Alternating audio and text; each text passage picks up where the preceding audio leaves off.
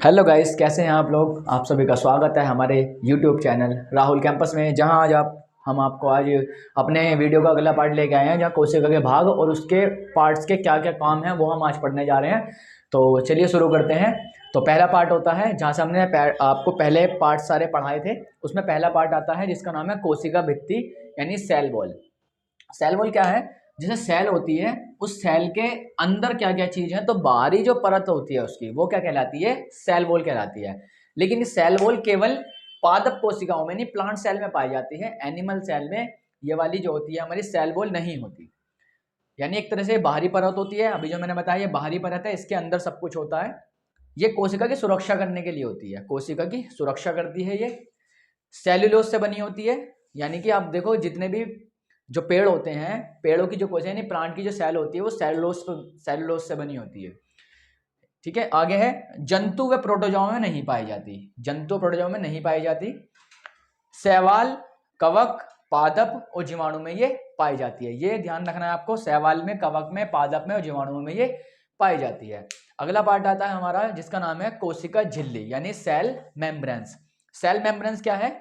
ये विषाणुओं में नहीं पाई जाती। किसी पदार्थ को अंदर लाना है या बाहर भेजना है, यानी एक तरह से समझो कि ये चयनात्मक झिल्ली होती है, यानी कस्टम ऑफिसर। इसको क्या बोलते हैं? कस्टम ऑफिसर, यानी चयनात्मक झिल्ली होती है। किस पदार्थ को बाहर लाना है, किस पदार्थ को अंदर ले जाना है, ये किसका काम होता है? ये सेल मेम्ब्रेन्स का काम होता है। अब बात आती है कि सेल मेम्ब्रेन्स जो हमारी होती है केवल जंतु कोशिकाओं में पाई जाती है, केवल ये, और विषाणु में पाई जाती है। एक प्रकार से हम बात करें, अगर ये ऊपर वाला पोर्शन आ जाता है हमारा, तो ये वाला अगर मैं ऐसे बनाऊं ये, तो दोनों प्रकार की जो परत पाई जाती है वो तो हो गई में प्लांट सेल में, क्योंकि वो मोटी होती है। आपको आपने देखा भी होगा जो हमारे पेड़ पौधे होते हैं उनकी ऊपरी परत जो होती है मोटी होती है, उसमें दोनों होती है, सेल वॉल भी होती है और ये सेल मेम्ब्रेन भी होती है। ओके, तो इसके अंदर वाली जो चीजें हैं वो सब इसके अंदर पाई जाती है, और ये इसलिए जो प्लांट्स होते हैं उनके ऊपर वाली संरचना कैसी होती है? मोटी होती है। ठीक है गाइस, अगला पार्ट है हमारा अंतः प्राद्रव्य जालिका यानी ईआर। इसे कहते हैं इंडोप्लाज्मिक रेटिकुलम। इंडोप्लाज्मिक रेटिकुलम, इसका क्या काम होता है? एक प्रकार से हम कह सकते हैं कि ये पिलर होता है। यानी जैसे कि हम ये समझे ना कि जैसे गुब्बारा कोई फूल जाता है तो हमारी कोशिका एक तरह से फूली हुई होती है, तो यानी कोशिका पिचके ना, तो अंदर से पिलर डले होते हैं ना, हम पिलर डाल देते हैं तो पिलर की तरह काम करती है। यानी आंतरिक सहायता करने का जो काम होता है वो ईआर का काम होता है, यानी इंडोप्लाज्मिक रेटिकुलम। ठीक है, तो ये एक तरह से ये दिखा ना कंकाल की तरह काम करता है। जैसे ह्यूमन बॉडी होती है, स्केलेटन होता है हमारा, स्केलेटन का काम होता है हमारी बॉडी को संरचना प्रदान करना, तो इसका भी काम होता है कोशिका को संरचना देना। ये एक प्रकार से पिलर का काम करता है। और ये किसका बना होता है? ये बना होता है लाइकोप्रोटीन का बना होता है, लाइकोप्रोटीन।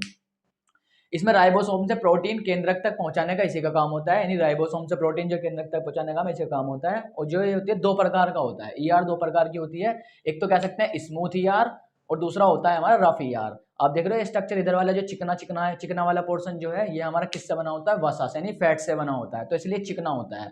और दूसरा वाला रफ आपको दिख रहा होगा यहाँ पर डॉट डॉट, यानी इस पर राइबोसोम चिपके हुए हैं, ऊपर क्या है? राइबोसोम चिपके हुए हैं। राइबोसोम किससे बने होते हैं? ये प्रोटीन के बने होते हैं, तो इसलिए जो वाला वसा वाला पार्ट है वो चिकना होता है, और जो हमारा प्रोटीन वाला पार्ट है वो थोड़ा रफ होता है। रफ इसलिए होता है क्योंकि इस पर राइबोसोम चिपके होते हैं। राइबोसोम क्या बनाते हैं? प्रोटीन का निर्माण करते हैं, तो इसीलिए राइबोसोम जो है ना इसका निर्माण करते हैं प्रोटीन का। ठीक है, अगला पार्ट है हमारा क्या है? राइबोसोम। ये राइबोसोम दिख रहा होगा। राइबोसोम की जो खोज करी थी 1953 में रॉबिन्स और ब्राउन ने, लेकिन ज्यादातर नाम जो आता है ब्राउन का नाम आता है। ये प्रोटीन और प्लस अम्ल, यानी प्रोटीन प्लस अम्ल बनाने का काम इसी का होता है, इसीलिए इसको क्या कहते हैं? प्रोटीन फैक्ट्री के नाम से इसको जाना जाता है, प्रोटीन फैक्ट्री के नाम से जाना जाता है।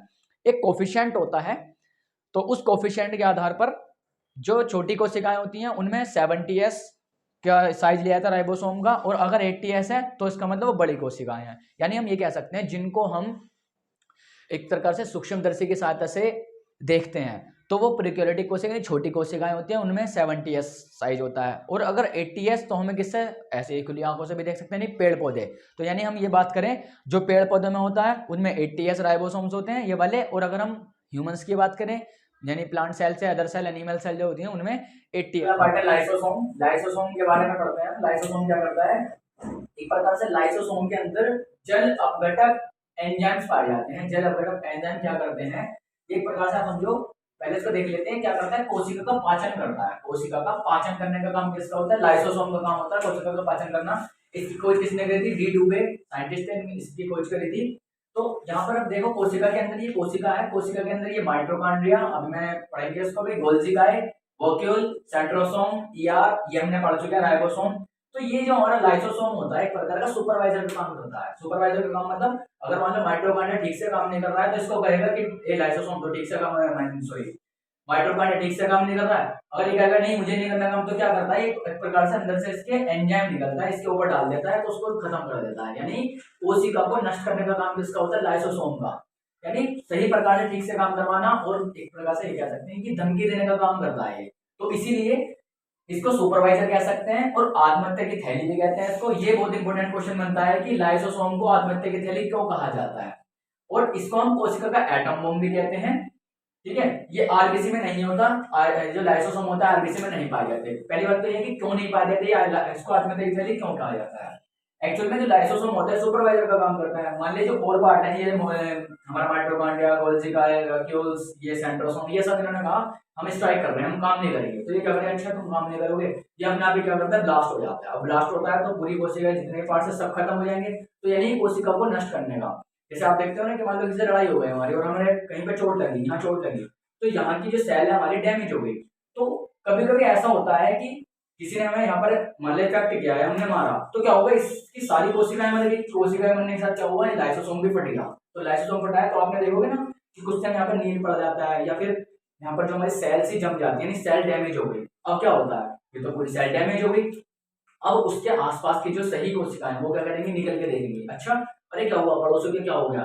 तो क्या करते हैं, थोड़ा थोड़ा अपना पदार्थ कहते हैं पड़ोसी वालों को देते हैं, इस वाले हिस्सों को देते रहती हैं, और अपना भी काम चल रहा है ठीक से और बाकी पड़ोसी को भी देते रहते हैं। तो हम ये कह सकते हैं ये पूरा जो एक प्रकार से मेंटेन करने का काम किसका होता है, लाइसोसोम का। इसीलिए क्या कहते हैं, लाइसोसोम को आत्महत्या की थैली कहा जाता है।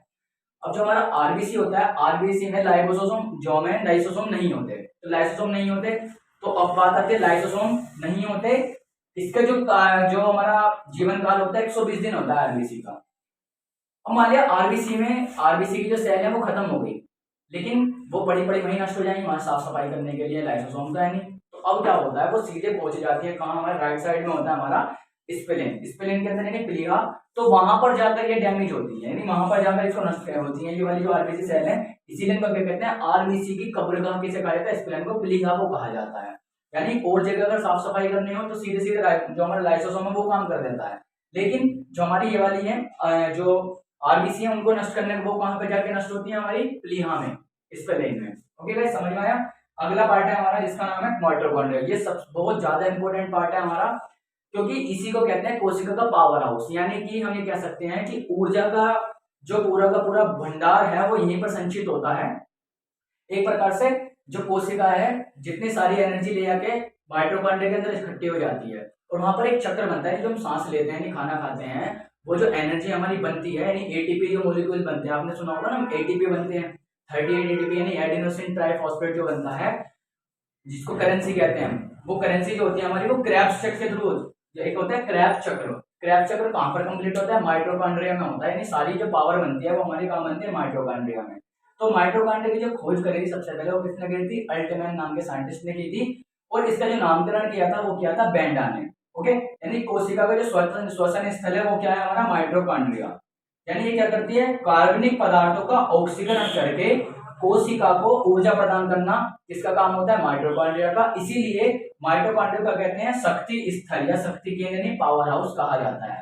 ठीक है, अगला पार्ट है, अगला है हमारा, अगला जो पॉइंट है हमारा, अगला पार्ट है इसका गोल्जी उपकरण, जिसे हम बोलते हैं गोल्जी बॉडी या फिर गोल्जी एपरेटस भी बोला जाता है, जिसकी खोज जिसकी खोज जिसके बारे में बताया था, कैमिलो गोल्जी ने बताया था 1898 में। अब ये होता क्या है, पादपों में एक छोटी छोटी संरचनाएं पड़ी होती हैं, छड़ की तरह कुछ मुड़ी हुई संरचनाएं पाई जाती हैं। इस प्रकार से छड़ी जैसे छड़ होती है एक मुड़ी हुई, इस प्रकार की संरचनाएं पाई जाती हैं, जिन्हें हम क्या बोलते हैं, गोल्जी बॉडीज कहते हैं। ये प्लांट्स में, ठीक है, उनको क्या कहते हैं, उसको बोलते हैं डिप्टियोसोम बोला जाता है। प्लांट्स में क्या बोला जाता है, डिप्टियोसोम बोला जाता है। इसका काम क्या होता है, ये ER यानी जो हमारी इंडोप्लाज्मिक रेटिकुलम होती है उसमें संश्लेषित पदार्थों की पैकिंग करना और संचयित पदार्थों का रूपांतरण करना, ये किसका काम होता है, गोल्जी बॉडीज का काम ये होता है। इसके अलावा कुछ विशिष्ट परिस्थितियों में शक्कर से भी जटिल शक्कर का निर्माण ये करती है। कौन? गोल्जी एपरेटस जो होता है, गोल्जी बॉडीज जो बोलते हैं, उसका काम करती है। ठीक है, अगला पॉइंट है हमारा रिक्तिका, यानी अगला भाग जो होता है इसका रिक्तिका, जिसे हम क्या बोलते हैं? वैक्यूल बोलते हैं। एक्चुअल में ये क्या होती है? एक प्रकार से पानी की थैली होती है, पानी की थैली। इसका काम क्या होता है? ये निर्जीव संरचना, इसे हम क्या कह सकते हैं? निर्जीव संरचना कह सकते हैं। आप ये देखो, जैसे हम कोई कांच का बर्तन लेके आते हैं ना, कांच के बर्तन में मतलब कांच का कोई सामान लेके आते हैं कहीं से पैक कराने के लिए, तो आपको पता है उस डब्बे के अंदर कुछ अलग से पैकिंग, थर्माकोल की शीट वगैरह या फिर कुछ उसके अंदर कागज भर दिया जाता है। क्यों? क्योंकि जो कागज मतलब जो उसके अंदर जो भी कांच का सामान है वो आपस में लग के टूटे ना। तो सेम ऐसे ही जो हम बात करें अगर कोशिका की, कोशिका के अंदर जो इतने सारे इतने उसके पार्ट्स होते हैं, लाइसोसोम है, माइटोकॉन्ड्रिया है, राइबोसोम है, अगर वो आपस में टकराएंगे तो क्या होगा? वो आपस में हो सकता है कि एक दूसरे से टकरा कर वो टूट जाएं, फूट जाएं। जैसे लाइसोसोम अगर वो किसी से टकराया तो क्या होगा? सबको नष्ट कर देगा। तो उसी लिए इसके अंदर क्या थैली बनी होती है, एक पानी की थैली। इसका काम क्या होता है? बीच में बचाव का कार्य करना। तो ये क्या होता है? निर्जीव संरचना होती है। और ये क्या होता है? पादपों में ये बड़ी होती है, क्योंकि आपको पता है जो हमारे पादप होते हैं, प्लांट्स होते हैं, उसमें मेन काम किसका होता है? पानी का। ठीक है, जल का काम होता है, तो इसलिए पादपों में बड़ी होती है। और ये क्या होती है? जंतुओं में ये छोटी पाई जाती है। जैसे आपको पता होगा ना कि पूरी मानव बॉडी, ह्यूमन बॉडी में 65% पानी होता है। तो 65% पानी तो ये नहीं कि पेट में होता है, अगर पेट में पानी होता तो क्या होता? हमारा पेट बड़ा हो जाना चाहिए था। तो 65% पानी होता कहाँ है? एक्चुअल में जो हमारी सेल होती है, सेल के अंदर वैक्यूल जो होता है उसके अंदर पानी होता है। 65% हमारे पूरी बॉडी का। ओके, तो इसका मतलब ये भी कह सकते हैं जल का संचयन करना किसका काम होता है? रिक्तिका का काम होता है। नेक्स्ट अगला आप जो पॉइंट है हमारा गाइस, वो है तारक का, जिसे हम क्या बोलते हैं? सेंट्रियोल्स बोलते हैं। ये बहुत ही इंपॉर्टेंट पार्ट है ये भी, जिसकी खोज किसने करी थी? उनका साइंटिस्ट का नाम था टी बोवेरी। 1888 में खोज करी थी इसकी। ये एक्चुअल में इसका भूमिका कहाँ है? ये काम कहाँ करता है? इसका काम होता है कोशिका विभाजन में महत्वपूर्ण भूमिका निभाता है। कोशिका विभाजन मतलब, कोशिका विभाजन का मतलब ये नहीं कि कोशिका टूट जाती है। एक्चुअल में कोशिका एक थी तो क्या होगी? दो में कन्वर्ट हो जाती है। ये किसका काम होता है? ये जो हमारे सेंट्रियोल होते हैं उसका काम होता है। इसके क्या होता है? चारों तरफ, यानी सेंट्रियोल तारकाय के चारों तरफ कोशिका द्रव्य घेरा, यानी घिरा हुआ रहता है, जिसको हम क्या कहते हैं? सेंट्रोस्फीयर बोला जाता है, सेंट्रोस्फीयर। अगर हम बात करें, जो सेंट्रियोल है एक प्रकार कोशिका विभाजन में इंपॉर्टेंट भूमिका निभाता है। तो आपको पता है कोशिका विभाजन यानी किस पार्ट की कोशिकाएं? लीवर जो होता है हमारा, लीवर की कोशिकाएं तेजी से विभाजन करती हैं, इसलिए हमारा लीवर जो है अपने आप को दोबारा से डेवलप यानी दोबारा से बना लेता है, रीजनरेट कर लेता है। लेकिन जो ब्रेन है हमारा, ब्रेन में सेंट्रियोल नहीं होते। तो इसका मतलब क्या होता है? हमारा जो ब्रेन है, ब्रेन के जो न्यूरॉन्स होते हैं ना, वो हम मतलब वो डेवलप नहीं होते, या हम ये कह सकते हैं कि एक प्रकार से न्यूरॉन्स जो है हमारे, वो डीजनरेटिव सेल के होते हैं। उनमें डीजनरेटिव सेल होती है, और बाकी जो हमारा लीवर होता है उसमें रीजनरेटिव, यानी रीजनरेट यानी अपने आप को दोबारा डेवलप कर लेता है। यानी हम बात करते हैं अगर ब्रेन में, तो ब्रेन में या पहले उससे पहले हम देखें कैंसर क्या होता है। कैंसर एक्चुअल में अनकंट्रोल्ड डिवीजन ऑफ सेल, यानी अगर हम बात करें जिसमें हमारा बस नहीं चल सकता, यानी जो सेल हैं अगर लगातार अपने आप को डिवाइड करते रहें, बहुत सारी हो जाएं, तो वो क्या होता है? वही तो क्या कहलाता है? कैंसर कहलाता है। तो बात आती है जो हमारा ब्रेन कैंसर है, तो ब्रेन में तो ये हमारे जो सेंट्रियोल है वो होते ही नहीं है, तो वहाँ पर तो क्या होना चाहिए? एक्चुअल में ब्रेन कैंसर होना नहीं चाहिए, लेकिन फिर भी ब्रेन कैंसर होता है। वो क्यों होता है? वो इसलिए होता है एक्चुअल में क्योंकि जो ब्रेन में है, ब्रेन में 90% तो न्यूरॉन्स पाए जाते हैं, जो कि हमारे सेंट्रियोल वाला पोर्शन होता ही नहीं है उसमें। लेकिन फिर भी 10% उसमें क्या होता है? गिलियल सेल होती हैं। जो गिलियल सेल हैं उन्हीं के कारण वो भी क्या होती हैं? वो अपने आप को डिवाइड कर लेती हैं, इसलिए उसमें क्या हो जाता है? हमारे ब्रेन में भी कैंसर होने के चांसेस हो जाते हैं। ठीक है गाइस, अगला पार्ट है हमारा जीव द्रव्य। जीव द्रव्य एक्चुअली में क्या होता है? इसमें 80% पानी होता है, 80% ये पानी ही है, जिसमें कि जीव द्रव्य दो पार्ट होते हैं। एक तो होता है कोशिका द्रव्य, जिसे हम क्या बोलते हैं? साइटोप्लाज्म बोला जाता है। दूसरा होता है केंद्रीय द्रव्य, जिसे हम क्या बोलते हैं? न्यूक्लियोप्लास्ट बोलते हैं, यानी न्यूक्लियोप्लास्ट। यानी एक प्रकार से ये देखो, जो कि अगर केंद्रक के अंदर जो जल पाया जाता है उसे बोलते हैं केंद्रिक द्रव, और दूसरा क्या हमारा कोशिका द्रव। ये वाला क्या है? साइटोप्लाज्म, ये वाला क्या है? न्यूक्लियोप्लाज्म। बात आती है इसको जीव द्रव्य क्यों कहते हैं? जीव द्रव्य इसलिए कहते हैं एक्चुअल में, ये भी सेम प्रकार से कोशिका के ऐसे बीच मतलब कोशिका के जो और पार्ट्स होते हैं जैसे न्यूक्लियस, लाइसोसोम, उनके सबके बीच में भरा हुआ होता है, आपस में ना टकराएं। तो अगर मान लिया सारे पार्ट्स आपस में टकरा ही जाएंगे तो क्या होगा? कोशिका को वजूद ही नहीं होगा, कोशिका अपने आप ही खत्म हो जाएगी। तो इसीलिए ये जो हमारा जीव द्रव्य है, ये जीव का द्रव्य यानी जीवन के लिए उत्तरदायी यही है। ठीक है, अगला पार्ट है हमारा जिसका नाम है केंद्रक। ये केंद्रक क्या है? ये इसको ठीक से पढ़ना है हमें। केंद्रक यानी न्यूक्लियस बोलते हैं इसको। केंद्रक क्या है? सबसे बड़ा भाग, यानी कोशिका का सबसे बड़ा भाग की बात करें तो यही है सबसे बड़ा भाग। क्यों है सबसे बड़ा? क्योंकि आपको दिख रहा होगा यहाँ पर एक प्रकार से हमने केंद्रक की संरचना बनाई है, और केंद्रक में धागेनुमा जाल पाया जाता है, यानी जो हमारा केंद्रक होता है, केंद्रक के अंदर जालनुमा संरचना पाई जाती है, जिसे हम क्या बोलते हैं? क्रोमेटिन बोलते हैं।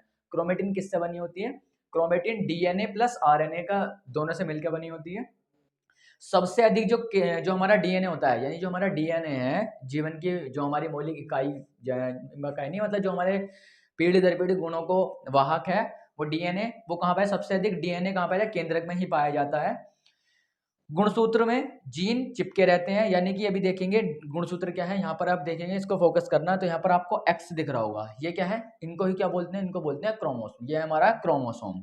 क्रोमोसोम में आधा इधर और आधा इधर, तो ये आधे पार्ट को बोलते हैं हम क्या? इसको बोलते हैं क्रोमेटिड, यानी इसको बोलते हैं अर्ध गुणसूत्र। और ये दोनों गुणसूत्र, यानी ये वाला आधा आधा गुणसूत्र जहां पर मिलते हैं दोनों, उसको बोलते हैं सेंट्रोमियर।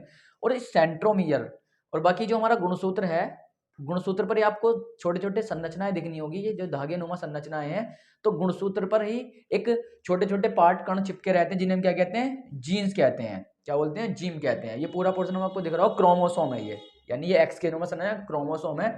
इसके अंदर ये पूरा मैं आपको क्या बताऊं, केंद्रक के अंदर है, केंद्रक के अंदर क्या क्रोमोसोम भी है, और ये डीएनए, आपको एक ऐसी संरचना जो दिख रही है, ये डीएनए, ये भी किसके अंदर होता है? केंद्रक के अंदर ही पाया जाता है, जीन। अब देखते हैं जो हमारा गुणसूत्र बताया मैंने आपको, क्रोमोसोम। क्रोमोसोम में जीन जो है चिपके रहते हैं, ये आपको यहाँ पर दिख रहा होगा, जीन ये चिपके हुए हैं। जीन क्या होते हैं? डीएनए वह गुणसूत्र की इकाई, यानी यूनिट, सबसे छोटा जो पार्ट होता है वो क्या होता है? जीन होता है। जीन की खोज सबसे पहले किसने करी थी?